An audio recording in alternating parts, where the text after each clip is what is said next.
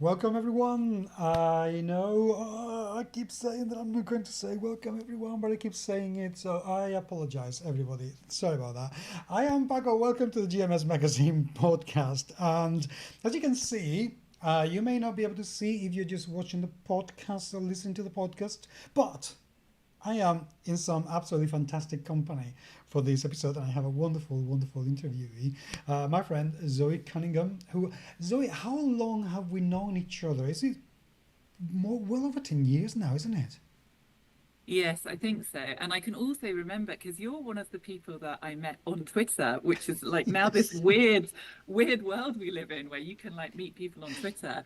Because one of my friends retweeted, this might date it for you. He retweeted a competition you were doing for Rory Story Cubes Oh, I yes, to write a yes. story, and it just caught my imagination. And I thought, oh, I could write. Having the prompts to write a story was really helpful. So yeah, that was when we first connected, and then obviously connecting through other games things like the UK Games Expo, and yeah, and then when you launched Slice and Dice, yeah, so quite a long time ago. It is because I think let me see. I opened the blog in 2010, the podcast in 2011, and I believe Rory Story Cubes released the Rory Story Cubes app for the iPad in 2011 or 2012 for the latest. And that's when I did the competition for people to write a story based on the prompts from the dice. Hmm. And, Hmm. and of course, you participated. And I think I remember the story because it was about a people leaving the planet on a spaceship, and then because the world was ending or something similar, and then looking back to the planet, and the planet was looking back at them. What, am I I should, but I think so, and I have this vague recollection that there was a flute involved somehow as well. Yes, yes, yes. I remember that. How? I've no idea, but I need to give this podcast to my husband to listen to because I have the worst memory on the planet, and the fact that I can remember this is just completely outstanding. So, what's been going on with you all these years? Because the last thing I remember, I think we saw each other at the UK Games Expo in 2014, which is of 2015, which is the last UK Games Expo I went to, and you were, I believe, participating in one of the panels where there was some sort of Dragon's Dance sort of competition, and you, I believe, your husband were looking for investing into board games, and you wanted to do things with board games. What's been going on since? Well, so yeah, I'm kind of made up. Well, I suppose I've always been a technologist, I guess, and a kind of scientist. So I did a mathematics degree, and then I was a computer programmer. I've always loved like board games and science fiction, and I've just recently kind of uncovered. Well, I say recently, around kind of like 2014, uncovered a deep passion that I had when I was younger that I kind of gave up, which is performance. And I got back into it through reading a book called The Artist's Way. And so now I'm gradually, I feel like in life we all go through this process, don't we, of like learning who we are, or I'm Mm-hmm. definitely on that journey. I definitely feel like I'm learning who I am or relearning who I am. And so the areas that I'm interested are kind of like science and technology, and then science fiction for sure, so like science fiction and fantasy, board games, and kind of puzzles a little bit as well, I guess. Um, and then acting and filmmaking. So I've been working in all kinds of different threads, I guess. And I feel like I'm actually at that point in my life where they're just starting to come together. So I don't quite know yet exactly what I am, but I'm some kind of like creative filmmaker, board gamey technologist. Well, and you have indeed. And to give some context to this episode, human beings, don't go away because we're going to talk about several things. First, we're going to talk about a movie that you've just finished and I've watched it and is about to be released. But you're also making a role playing game based on that movie, which I think is amazing because that should happen a lot more often. So let's go in parts. So let's talk about the film, because I wouldn't be wrong if I assume that the film has been a much tougher endeavor than making the RPG, because it's a pretty decently made film, I have to say. Thank you. Thank you very much. Yeah, and actually the challenge with filmmaking is, and the reason that filmmaking is like notoriously expensive, Mm. and there's a lot, costs have come down in some ways with like being able to film digitally and so on. But essentially, it's still a very expensive endeavor because it takes so many people. And that's actually something that I've really become aware of, that if you are a writer or a painter or a games designer, yes, perhaps actually a games designer, there's more people involved than painting and writing because you have this concept of play testing. So you need some kind of more input from others. But if you're writing, you can just write on your own with a pen and paper, or probably a laptop, but that's all you need to be able to create anything you want. Whereas for a film, you need someone to operate the camera, and usually you need a team of people to operate the camera. You need a team of people to record the sound. You need all the different actors. You need people to do the catering, and it suddenly becomes this really large endeavor. So it's both expensive in that you need to then find a way to raise the money and also get a big enough audience to pay the money back. Is kind of, sustainable filmmaking if you want to keep doing it. And then also coordinating all the people when you're doing it and finding the people with the right skill sets. It's a huge endeavor. It's interesting for me that you're saying that because currently my job, my day job, I work for a cybersecurity company, and some of part of the work that we do is raising awareness of cybersecurity. I am in the e-learning and marketing department, so we do all the visuals for the awareness team.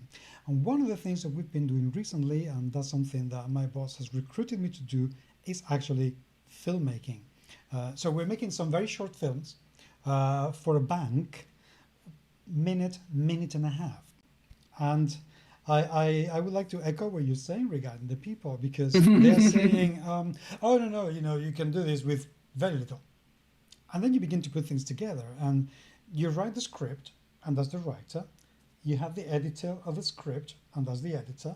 And then you have to go through all sorts of approval processes from the bank, which they are very picky, and they go word by word, which is fine, no problema. But then we have to go for the casting agent, assuming that at some point we use one, and we have used one. Then 5 people for the actor, the whole cast of people. Then the makeup artist.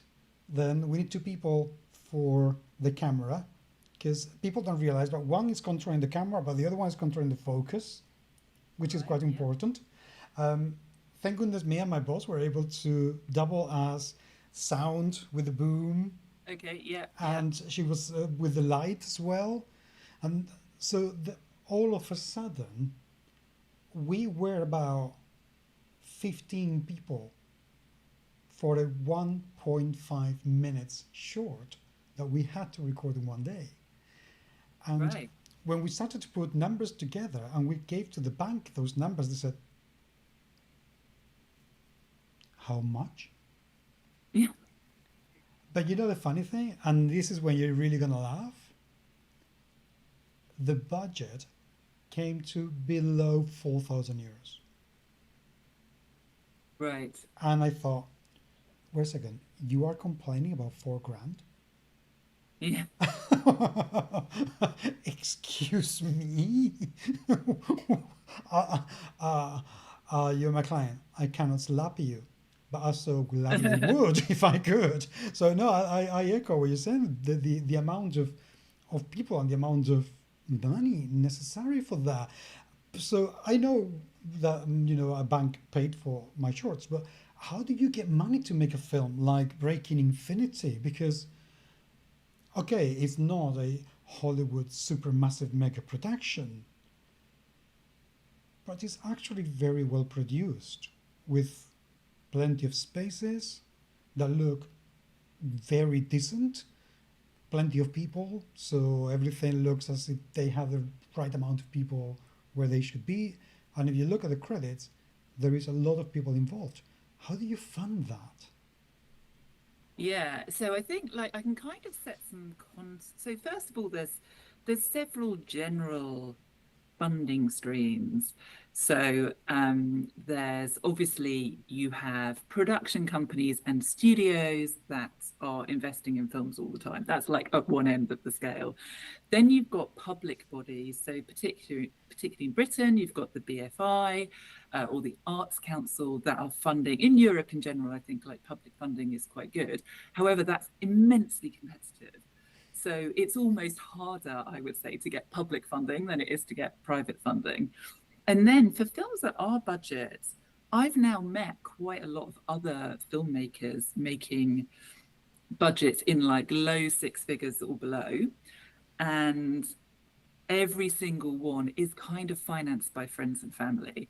So it's either people you know already or people you meet through the film community who are interested in investing in a small amount of money in a film.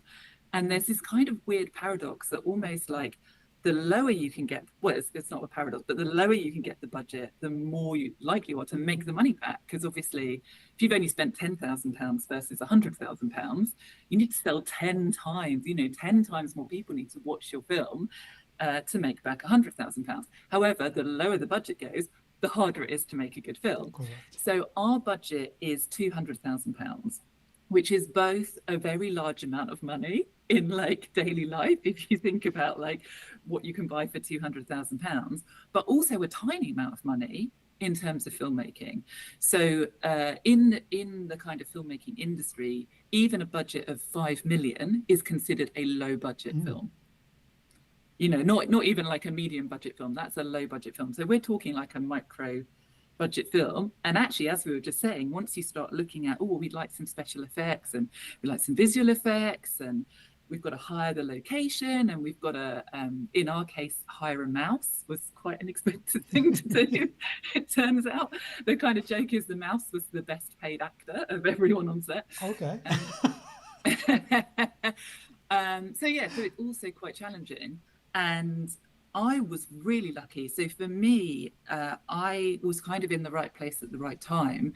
And my husband sold his business and his business partner did very well out of it and kind of said, how can I repay you? And my husband said, you can invest in my wife's film. Quick, straight off the block. So essentially for me, it's like friends and family money as well.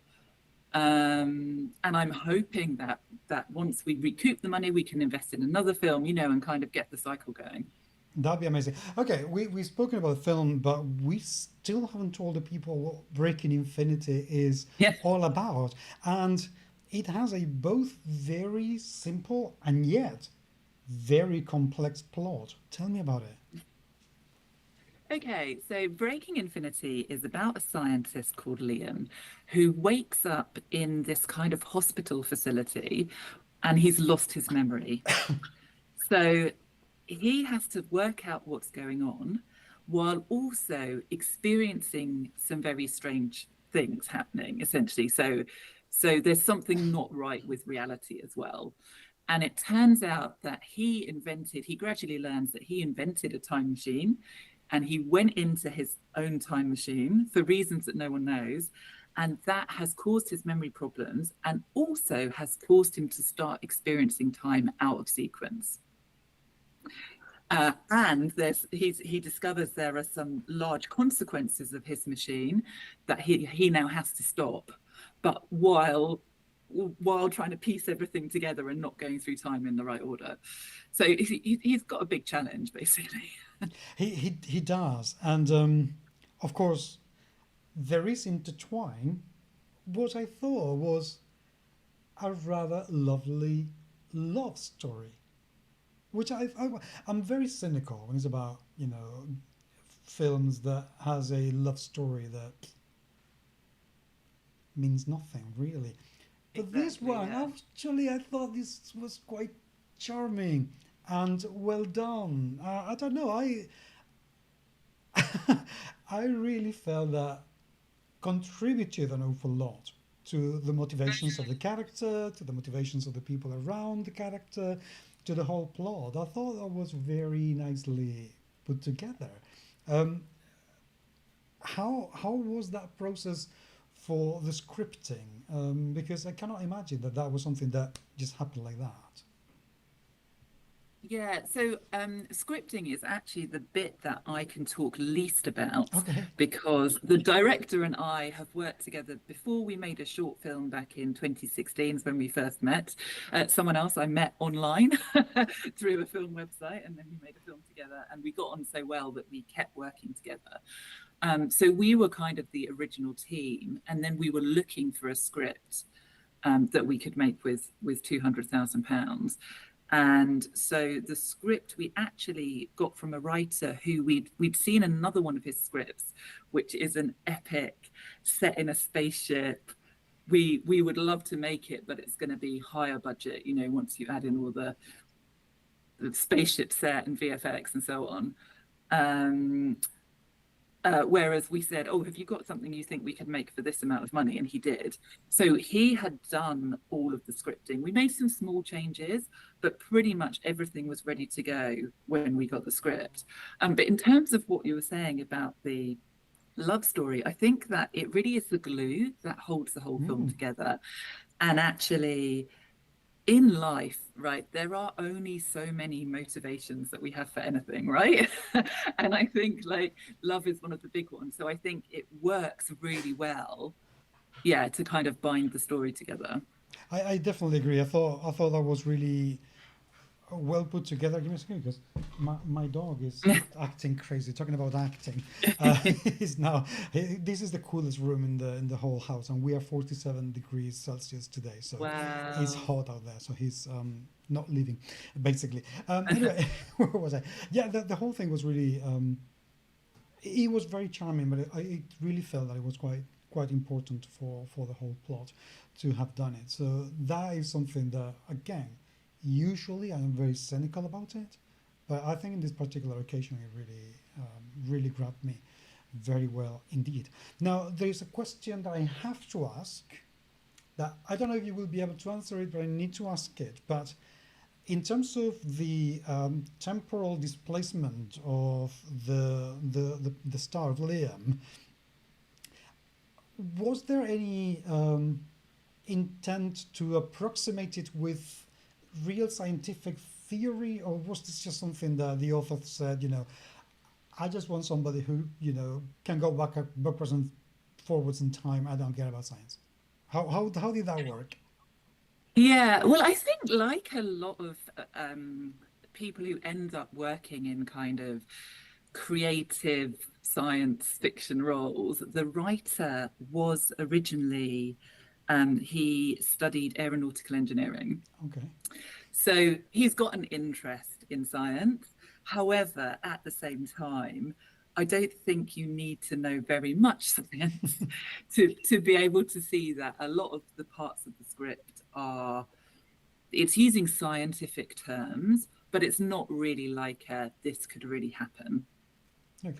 in my opinion. Okay. I don't know if David the writer feels differently, but I think there's a lot of like terms used that people will recognize, like string theory is one that jumps out. But really, and uh, inverse field harmonics. But yeah, I think they're kind of flavor text, not real science. Okay, because I know an awful lot of people who, when they watch these sort of films, they just go like, "It is impossible for a string to go like that in time. So Yeah. why have they even bothered?" So anyway, this is just to set expectations. I'm talking about expectations. I'm sorry, I need to say like this, okay? And just between us, but Carter, what a fucking asshole! What's wrong with that man? Uh, it's always interesting, isn't it, that you get these characters that they're set up to be the antagonist essentially, And I like to imagine he has a backstory that maybe actually he's quite happy in his personal life, but he goes into work and it's just like, oh God, everything's going wrong, and he's kind of permanently stressed and just has to get it out of his system somehow. Yes, yeah, God, if you cannot get it, I will find somebody who can. It's Oh, not good management technique, is it? no, No. no, he really pissed me off. which, which I have to say is good sign of good script and good acting. So that should make me happy. So anyway, that was that was that. So what was the biggest challenge at the time of making this film? Because I can imagine there must have been a few. Just so many. And in some ways, it kind of blends into one because it's filmmaking is constant challenges. We shot during COVID and we were really lucky. We shot in May 2021. And if you look at the graph of COVID, of the number of cases, it goes down. And that's where we shot. And then it starts going up again because when we shot was just when the UK government had started, they relaxed their restrictions very slowly, but starting around the time we filmed. So, of course, as they relaxed the restrictions, the cases went up again. So we were really lucky to not have, because you can't spare anyone on the film set. So if someone had COVID, that would have kind of stopped The whole the thing. whole process of filming. Yeah, exactly. So there was dealing with that. We had one. We had two accidents on set. One was a trainee who ate some satay chicken and discovered he had a peanut allergy. So he was like 21 or whatever, and he'd lived his whole life not knowing he had a peanut allergy. I know, I know. So that was our first trip to the hospital. And then the second one was because we were filming in these glass walls, Hmm. the kind of hospital place. Someone managed to run into a glass wall as well. So there's kind of like challenges, but they're challenges, and you work out, you're constantly making decisions on a film set, and you just do your best. You make a decision, you move on, you do the next thing. You're always pushed for time, Hmm. so there's always, the hardest challenges are almost not the big ones like that, but just the constant, oh, we haven't quite got the lights set up, so we have to now change this, so we have to change this, so now we're an hour behind, but how are we going to shoot everything else? It's constantly, you have to, it's like the most extreme form of project management, like constantly reevaluating and trying to be as efficient as possible. And improvising patches and Hmm. solutions for problems that you didn't know you were going to have. Right, exactly. Rings a bell indeed. Okay, so that was the film, which I can really recommend. Again, I wouldn't say to people, this is going to be a Hollywood mega super production, but I have seen literally 3-4 million euro films produced that are rubbish, rubbish compared with yours of 200,000. Yes, there are places that you can see you think, okay, this needs a little bit more money here and there, but overall, damn, that is a really, really good effort. I enjoyed it. And I'm not easy Thank to you. please when it's about film, so but I enjoyed it quite a lot. But now you're also turning it into a role-playing game. So I think for me, this is part of my journey. I find that the best things in life often happen kind of serendipitously, and that a lot of things, you set your direction and you work towards something, but you get these amazing things that come up that you weren't expecting. So my husband and I met a board games designer in March this year Mhm.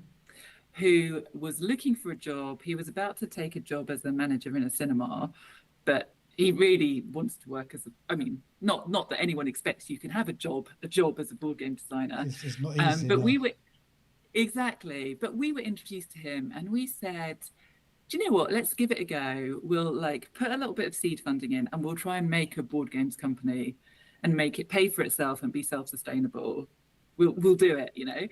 And so for our first project, so he traditionally has more of an RPG background, so, and he's been developing RPGs for many, many years.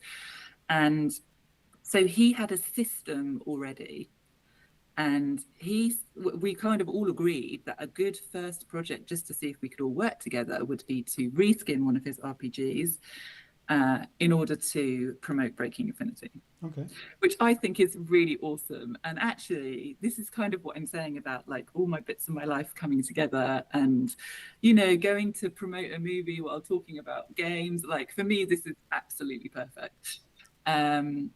Okay, so how did you reskin that? I mean, firstly, can we know who the lucky fellow is?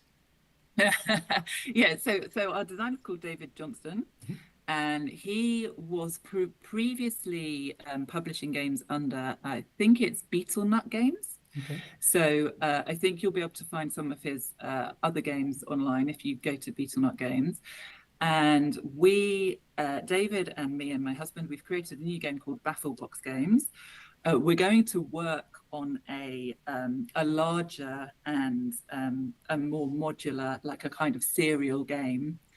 That's our big project that we're hoping then will become a product and kind of fund the business, et cetera, et cetera. But in the meantime, he essentially David did all the designing. So I kind of said, here's the film. He watched the film. And then he extracted his own ideas and themes from the film and used that for the game. So shall I explain a bit about what the process he did for that? Please, yes. Because I think it's really, really neat the way he thought about it. So he really liked the kind of almost like X-Files type, this kind of government conspiracy vibe that the film's got, right? And so he said, well, what if there were, yes, there's the time travel department, the secret time travel department, but what other secret departments does the government have?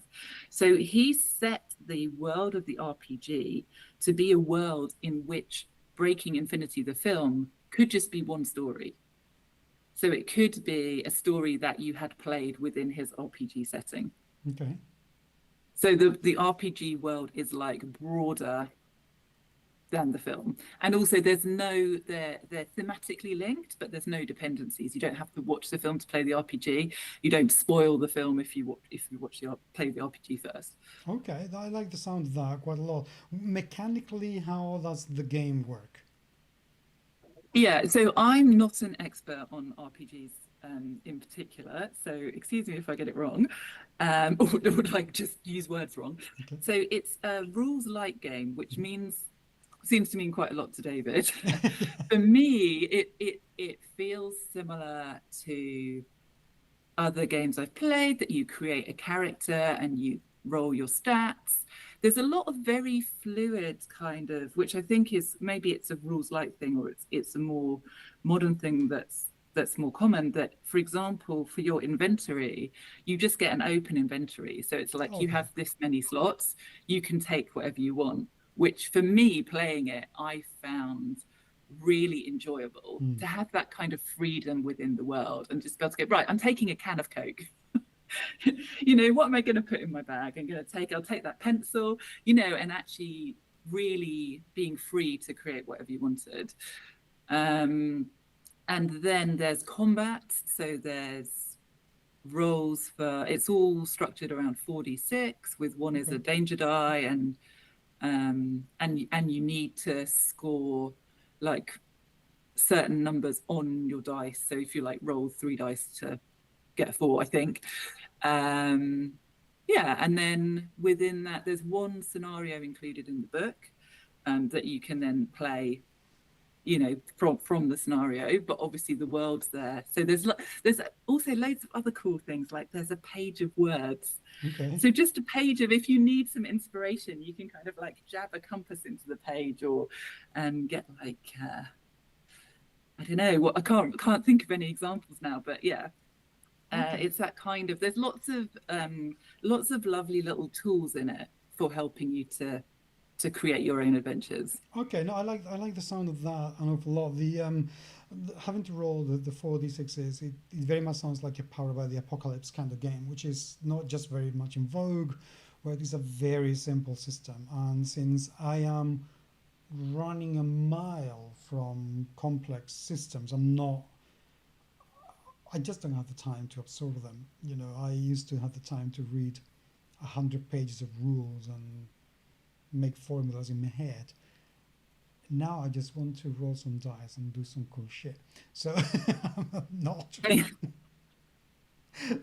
That sounds pretty good. And the idea of being able to just, you know, grab a pen or point at the word and start to get some inspiration sounds to me very good.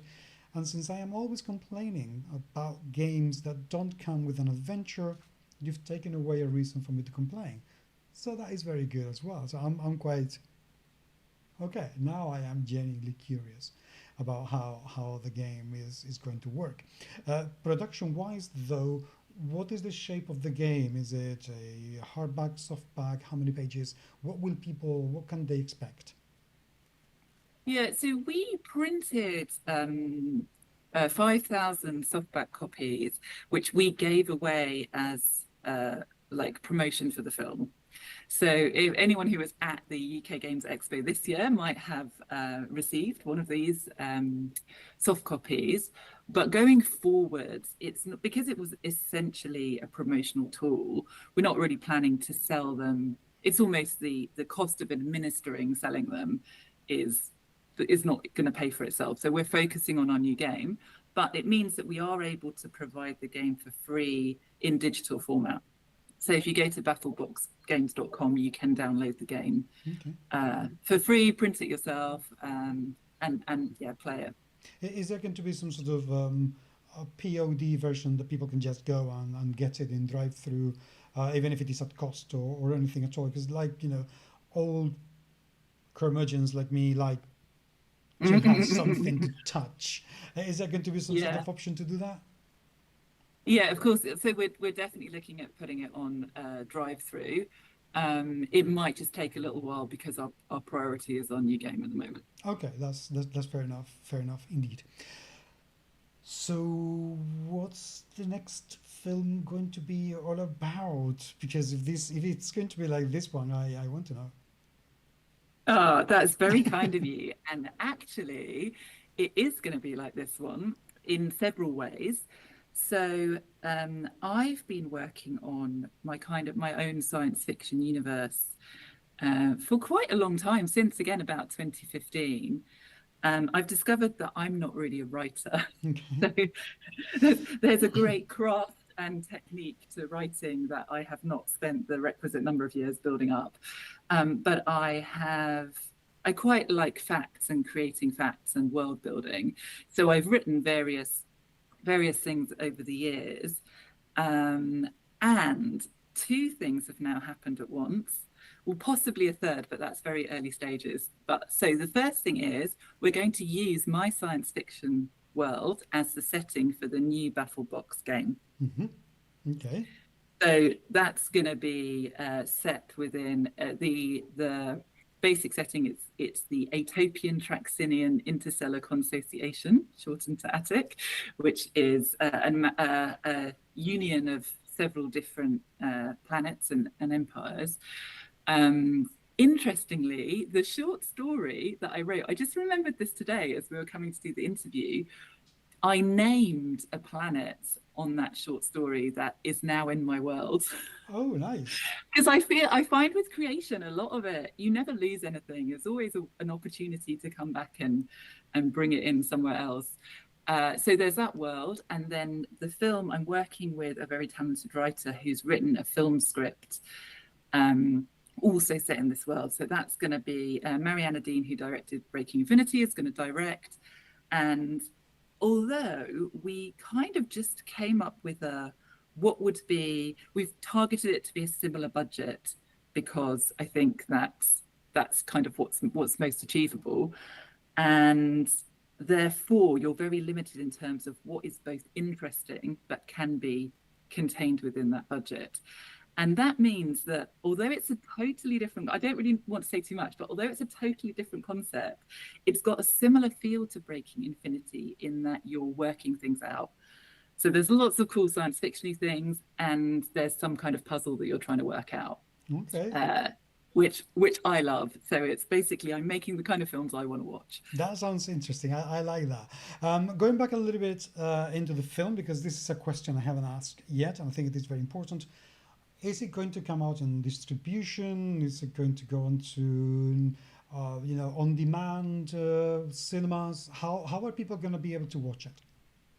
Yeah. So one of the things that is still kind of challenging. So I think a lot of the film industry is there's a lot of hangovers from how things have worked in the past, that we have all these new, I feel like everything is done online, but there are loads of restrictions and ways of doing things. So I'm saying this because I'm very conscious that I'm talking to you in Spain, Hmm. and our film is Breaking Infinity is already available online, but it's only available online if you live in America, US or Canada, Australia or New Zealand, or UK or Ireland, Okay. because the platforms restrict who can see which content. And obviously there are VPNs. I don't need to I don't need to tell people about that. But essentially it's released in English speaking territories on 5 platforms. So Xbox, Sky Store, Amazon, Google slash YouTube, and Apple. Okay, that's not bad actually. Yeah, and so they're all available in the UK, and then one of them isn't available in America, and 2 of them are not available in the US. It's all on our website, breakinginfinityfilm.com. So we've got a list of all the links for each territory and each platform. Good. Well, let's hope that you get. I mean, do you know how many people you need to watch the film to make back the money? Is that how it works? I don't know how it works that. So Yeah, I haven't worked it out exactly. Obviously, there is a sum you can do. However, one of the other things about the film industry is that there's quite a large people who take a cut each time hmm. before you actually get the money as a filmmaker. So the platform takes a cut, and then we go through a distributor, and they take a cut, and then we finally get it. But I think if we can get close to like 100,000 views, Hmm. that would be good. If we get 100,000 views, I will be very, very happy. Let's put it that way. Okay. Well, let's get a couple of 100,000. Why not? Come on. We're talking about markets with loads and loads of people. So let's get a couple of 100,000 out there. I think that should be achievable between now and the end of the year. So let's go for that so we can watch the next film in 2025. Thank you. Well, for me, I'm really excited when I get a chance to tell people who play games about the film, because I think that it's very much a film for people who like to think and people who enjoy seeing something and working out what's going on and thinking about things and thinking about, will this happen? What would happen then? And I think that there are some people who maybe would also watch science fiction, but they're more interested in seeing people run around or escape from aliens. And so I think there's quite a good match between people who play board games and people who would enjoy the film. I think so. And as a role player, I have to say the film does watch very much like I would expect an RPG adventure to play with one GM and one player. This is very much it. It's solving this mysterious puzzle that you have no idea what's going on until you start to figure out what's going on. So from that point of view, as an adventure, I think it works very, very well. So I'm definitely with you on the front, and the fact that you've been able to adapt it into a board game, into a role playing game, that's it, as far as I'm concerned. So, Zoe, thank you, thank you so much for being with me today. Seriously, I have enjoyed the film a lot. I enjoyed your acting a lot. I thought that was absolutely fantastic. And I know I missed the chance of getting that copy in UK Games Expo because I didn't go this year. But I very much look forward to seeing the PDF and making a copy and finding out more about the game and what else comes very, very soon. Oh, thank you so much, Paco. It's so great to connect with you, and yeah, I've really enjoyed it. Good. Let's hope that I can interview you for many, many more films to come very, very soon. Fingers crossed.